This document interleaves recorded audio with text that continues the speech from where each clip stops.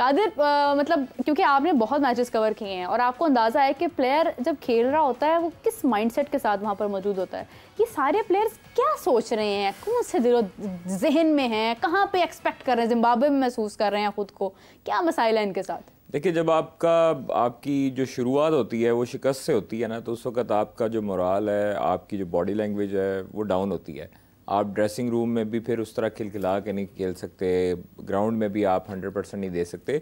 तो दूसरी चीज़ है कि इन प्लेयर्स की जो बॉडी लैंग्वेज है वो ग्राउंड में सब देख सकते हैं। पहले शान मसूद ने कैचेस ड्रॉप किए, उसके बाद अब सऊद शकील आए, काफ़ी लोगों ने जो है वो मिसफील्ड किया, 3 स्लिप से जो है वो 3 कैचेस निकले। आप कैचेस जब होते हैं ड्रॉप तो उस वक्त एक बॉलर का भी मोराल डाउन होता है, वो इतनी एफर्ट लगा रहा होता है कि विकेट मिले।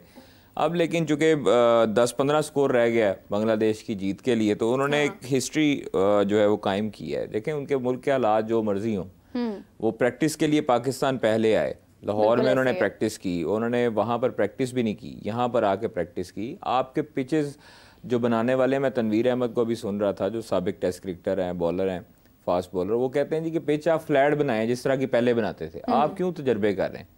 आप देखें कि अब जो हमारे साइंसदान हैं वो ये चाहते हैं कि ऑस्ट्रेलिया, इंग्लैंड और वेस्ट इंडीज़ की तर्ज की विकेटें हों, हमारे बॉलर जो हैं वो परेशान करें। अब ये नहीं पता कि उनके भी बॉलर्स आए हुए हैं, हाँ। वो भी खेलने ही आए हुए हैं, वहीं से आए हैं जहाँ की पिचेस आप वो यहाँ पर सेल्फीज लेने थोड़ी आए हैं, वो यहाँ पर खेल नहीं आए हैं, खेलते हैं। तो वो उनको भी भरपूर तरीके से आइडिया, उनके पास सीनियर प्लेयर्स भी हैं, हालांकि जूनियर प्लेयर्स भी हैं, लेकिन उनकी जो कारकर्दगी है, लिटन दास ने जिस तरह की कारकर्दगी दिखाई, शांतो जो है वो देख रहे, उनको देख लें। फिर उसके बाद आप मेहदी हसन मिराज को, शकीबुल हसन, हर प्लेयर उनका परफॉर्म कर रहा है। पाकिस्तान के पास जो अगर एज कम्पेयर टू बांग्लादेश, हमारे पास बड़े नाम हैं उनसे, ठीक है, हमारे पास अच्छे नाम हैं, उनसे बेहतर नाम है। आप बाबर आजम देख लो, आप सऊद शकील देख लें, अब्दुल्ला शफीक देख लें, आप उसके बाद साइम अयूब चुके नए हैं, बाबर आजम के बाद शान मसूद और फिर सऊद शकील, और फिर आपके फास्ट बॉलिंग में शहीन नसीम थे पहले, जिनको आपने वापस भेज दिया। मतलब आप ये इस तरह की हरकतें जब आप करेंगे तो पाकिस्तान टीम तो ऑब्वियसली वो डाउन जाएगी। आपके जो मेन जो स्ट्रीम फास्ट बॉलर्स हैं, जब आप उनको रेस्ट करवाएंगे और आप उनको नए बॉलर्स को, चूंकि उन्होंने खुरम ने और मीर हमजा ने बड़ी अच्छी बॉलिंग की है पहली इनिंग में, लेकिन अब जो है वो आपको देखे, जब आप उनकी ज़रूरत थी उस टाइम पर उनकी बॉलिंग नहीं हो रही।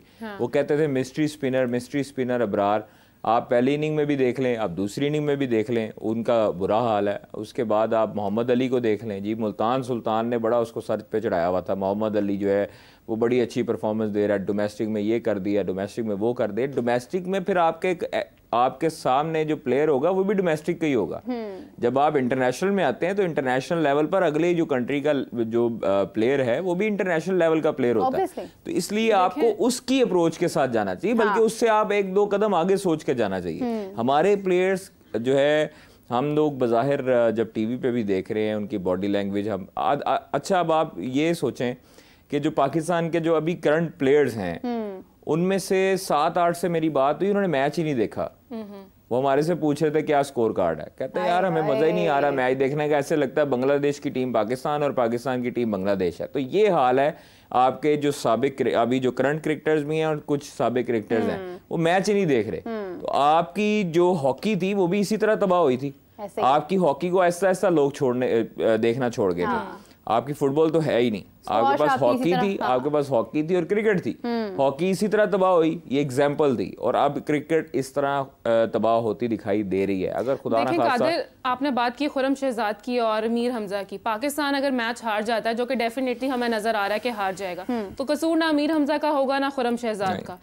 पहली दफा 2 यंगस्टर्स खिलाए हैं, तो जो 2 बाहर किए हैं, जो जी हमारे प्रोफेशनल्स थे, उनको क्यों नहीं खिलाया, बाहर क्यों किया? फिर अब आप कंप्लेन नहीं कर सकते। मसला देखिए, मसला हमारे फास्ट बॉलर्स का नहीं है, वो इनएक्सपीरियंस है, और मसला हमारे कप्तान का और हेड कोच का और सिलेक्शन कमेटी का है। जब आप प्लेयर्स को रोल उनका बता देते हैं ना, पहले आपने टीम मीटिंग होती है, आप प्लेयर्स को बताते हैं, आप उनको कॉन्फिडेंस देते हैं। आपने अगर ज़का अशरफ का जो समा ने इंटरव्यू जो किया है, उसमें ज़का अशरफ ने कहा है जी, बाबर आजम को हमने जब एशिया कप में नाकस कारकर्दगी दिखाई श्रीलंका में, तो जब मैं भी वहाँ पर था, तो वापस आए तो उन्होंने कहा जी वर्ल्ड कप के स्क्वाड के लिए हमने बाबर आजम का ये प्लेयर नहीं होगा, मोहम्मद हफीज़ ने कहा, मिसबाह उल हक ने पॉइंट आउट किया कि ये प्लेयर नहीं रखना तुमने, तो बाबर आजम ने अपने लड़कों के लिए स्टैंड लिया।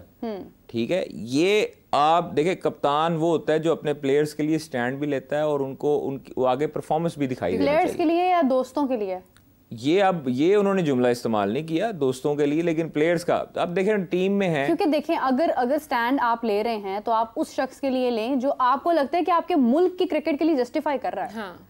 जो आपका अच्छा शान मसूद जो है, अगर आप कहें शादाब के लिए आप स्टैंड लेंगे, आप हसन अली, उस वक्त जब हसन अली अपनी फॉर्म में नहीं थे उस वक्त आप स्टैंड लेंगे, आप इमामुल हक के लिए स्टैंड लेंगे जिन्होंने कुछ परफॉर्मेंस इतनी खास दी नहीं है, तो ये क्या कर रहे हैं? आ रही है, तो ये क्या कर रहे हैं? तो सभी कर रहे हैं। तो फिर मुझे बताएं पीछे रह कौन गया? यही बात मोहसिन नकवी साहब ने किया कि भाई तो मैं सर्जरी करूं तो करूं किसकी? ये मुझे बताएं, अब्दुल्ला शफीक परफॉर्मेंस नहीं दे रहे, बाबर आजम परफॉर्मेंस नहीं दे रहे, सऊद शकील क्या सही नहीं चला भला, आप उसके बाद देखिए साइम ने भी लो इंटेंट से खेला, मतलब एग्रेसिव अप्रोच नहीं थी, शहजाद भी डक हुआ, उन्हें भी और उसके बाद जो आपके बैटर्स हैं, सलमान अली आगा ने कुछ बेहतर परफॉर्मेंस मिडिल ऑर्डर में दी है। मुझे बताएं कि अगर बाबर परफॉर्म नहीं कर रहा 17 इनिंग से 18 इनिंग से, तो उसको निकाल दें बिल्कुल, रेस्ट करवा दें। अच्छा, रेस्ट करवा दे तो आपके पास पीछे बाबर आजम की रिप्लेसमेंट में कौन है? बनाए ना भाई। तो भाई यही तो मसला है हमारा, यही तो मसला है। जब हम विराट कोहली से कंपैरिजन करते हैं, वो 3 साल तक उसको रेस्ट नहीं करवाते। आप मुझे बताएं इंडिया ने कब उनको रेस्ट करवाया? 3 साल। कादिर बाबर भी तो मुसलसल खेल रहे हैं, कौन से मैच में बाबर नहीं खेले हैं? अब्दुल्ला शफीक है, आपने इमामुल हक को एक इनिंग एक सीरीज के बलबूते पे बाहर निकाला। किस सीरीज पे? ऑस्ट्रेलिया की सीरीज पे। वहां पर मुझे बताएं कौन कामयाब रहा है बैट्समैन? वहां पे कोई भी कामयाब नहीं होता, क्योंकि वहां पर बाउंसी ट्रैक्स होते हैं, वहां पर मुश्किलात आती हैं। एशियन जो ममालिक के जो जाते हैं ना, वहां पर प्लेयर्स खेलने, अब बाबर आजम वहां पर आउट होते रहे, सब तो हुक शॉट पे और पुल शॉट पे आउट होते रहे। किसने परफॉर्मेंस दी? सिर्फ सलमान अली आगा और आमिर जमाल ने। शान मसूद ने थोड़ी अच्छी परफॉर्मेंस दे दी, बस बाकियों को निकाल दें। ऐसे नहीं होता। आपका देखें, आपका एक कॉम्बिनेशन सेट हुआ होता है ना, आप उसको जब छेड़ते हैं ना, तो फिर आप जिस तरह मक्खियों के जो छते में आप एक दफा पत्थर मारते हैं ना, तो वो एक दफा दरम बरम कर देते हैं सब निजाम। इसीलिए जब आपकी टीम में आपके कॉम्बिनेशन एक सेट हुआ होता है, तो आप उसको जब छेड़ेंगे, इधर से उधर भी करेंगे ना, तो आपकी सारी अलाइनमेंट तो बाबर ने खुद छेड़ा है। मोहम्मद रिजवान और बाबर की जोड़ी को तोड़कर साइम अयूब को ले आए हैं। साइम अयूब जस्टिफाई नहीं हुए हैं, तो फिर मोहम्मद रिजवान को ले आए। वो सिनेरियो मिसबाह उल हक के दौर से चल रहा है, जब मिसबाह और वकार। कभी आपने किसी का ओपनिंग पेयर टूटते हुए देखा? ओपनिंग पेयर टूटते नहीं देखा। हमारे अपने प्लेयर्स की गलती है, क्यों नहीं बोलते? फखर जमान को जब कहा गया कि आपने ओपन से नीचे आना है 2 डाउन में, तो क्यों नहीं बोले वो? हाँ, बिल्कुल जस्टिफाइड है बात। ठीक है, बोले तो बोले ना भाई, अपने हक के लिए बोले। रिजवान बोला, रिजवान मोहम्मद हफीज को बोले ना कि मैंने ये इस नंबर पे खेलना है, मेरी परफॉर्मेंस है, मैं नीचे नहीं जाऊंगा। क्यों नहीं बोलते? बाकी सिर्फ अपनी बारी के चक्कर में और अपनी जो है वो उसकी जगह के चक्कर में कि हमारी जगह पक्की रहे। हम कप्तान के आगे बोलेंगे कप्तान अगली सीरीज में हमें निकाल देगा। ये चीजें जब तक हम जो है ना वो गुलामी के बुध नहीं ना तोड़ेंगे, तब तक जो है वो हमारे लड़के इसी तरह पिसते रहेंगे।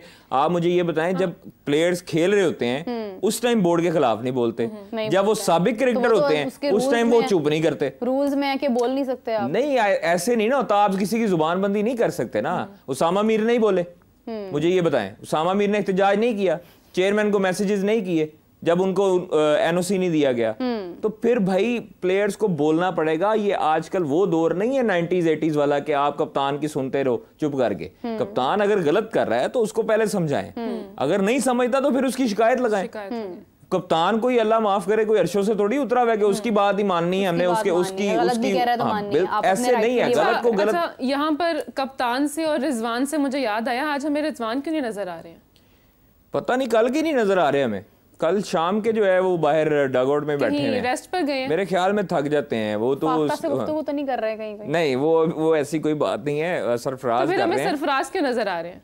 कल से ही कल जो ओवर्स हुए थे कुछ, और वो कल से ही सरफराज ही कर रहे हैं। कप्तानी भी सरफराज की ही तो लग रही है, छुप के कर रहे हैं वो कप्तानी। देखें, ये सीन बड़ा बुरा है कि जो पाकिस्तान इस वक्त जो वाइट वॉश हुआ है ना बांग्लादेश से, वो एक बड़ा अलार्मिंग सिचुएशन है। आगे इंग्लैंड ने भी आना है। तो शान मसूद की कप्तानी जो है वो बड़ी खतरे में है इस टाइम, मैं आपको बता दूं। तो इस टाइम कप्तानी बाबर की टीम भी खतरे में नहीं। देखें, मोहम्मद रिजवान या सऊद शकील, ये मैं आपको बता दूं, हो सकता है कि इंग्लैंड की सीरीज के लिए आपके कैप्टन हो। सऊद शकील या मोहम्मद रिजवान, ये 2 मोस्ट जो है वो फेवरेट कंटेंडर हैं इस टाइम पर कि पाकिस्तान की जो कप्तानी है टेस्ट क्रिकेट की रेड बॉल की, वो हो सकता है कि इंग्लैंड के खिलाफ रिजवान या सऊद शकील में से कोई एक बंदा और यही 2 लोग हैं जिनको हमने परफॉर्म करते देखा। ठीक है, देखें रिजवान सऊद शकील इस मरतबा नहीं परफॉर्म कर सके इस सीरीज में अनफॉर्चुनेटली, लेकिन हमने अगर देखें, लेकिन वो बहुत अच्छा और सॉलिड प्लेयर है, इसमें कोई शक नहीं है। मतलब अगर आप रिजवान और सऊद शकील को मिलाएं तो रिजवान और सऊद शकील की अलग-अलग क्लास होती है हर प्लेयर की, लेकिन सऊद शकील एक मजबूत है, साहब का मालिक है, लेफ्ट हैंडेड है, उसको थोड़ी सी ये भी एडवांटेज हासिल है। रिजवान चूंकि तजर्बाकार हैं, रिजवान को खेलना आता है, पार्टनरशिप भी दोनों की लगी है टेस्ट में। मुझे सिर्फ ये है कि देखें बाबर ने जिस तरह उसको परफॉर्मेंस करना चाहिए था, शायद उनको ये डर खौफ होगा कि यार मैं बांग्लादेश के खिलाफ परफॉर्म करूंगा तो मुझे जिम्बाब्वे की तरह ये बांग्लादेश के खिलाफ वाला कहना ना लग जाए कि छोटी टीमों के खिलाफ परफॉर्मेंस देता है। नहीं शायद देखिए ये वर्ल्ड टेस्ट चैंपियनशिप में ना परफॉर्मेंस भी तो है। आपने हमेशा बाबर को सपोर्ट किया है, बहुत ज्यादा किया है, इसमें कोई शक नहीं है, हम सब गवाह। एक साल तो मुझे भी यहाँ पर कादिर के साथ जो है वो डिस्कशन करते हुए हो गया, बाबर जैसा प्लेयर नहीं है, बाबर जैसा प्लेयर नहीं है, बाबर जैसा प्लेयर नहीं है। कादिर, आज मुझे आप गुज़िश्ता एशिया कप से लेकर अभी तक एक मैच बता दें जिसमें आपके फेवरेट बाबर ने हमारा नाम फख्र से बुलंद किया हो, मैच विनिंग परफॉर्मेंस दी हो, इंडिविजुअली कोई बहुत सेंचुरी की हो। क्या ही किया उन्होंने? उनकी एबिलिटी पे कोई शक नहीं है, कोई शक नहीं है, लेकिन एबिलिटी है, नजर क्यों नहीं आ रही? लेकिन जब आप परफॉर्मेंस नहीं ना देते तब आप पे उंगलियां उठनी शुरू हो जाती हैं। बिल्कुल उठती। आपको जस्टिफाई हमेशा अपनी परफॉर्मेंस से करना चाहिए। और कभी किसी, देखिए उनका ये अच्छी चीज है कि उन्होंने कभी किसी के मुतालिक बयान नहीं दिया या बोला नहीं, वो अपनी क्रिकेट पर फोकस करते हैं। लेकिन एक ना बैड पैच आता जरूर है प्लेयर पर, हर बड़े प्लेयर पर आया।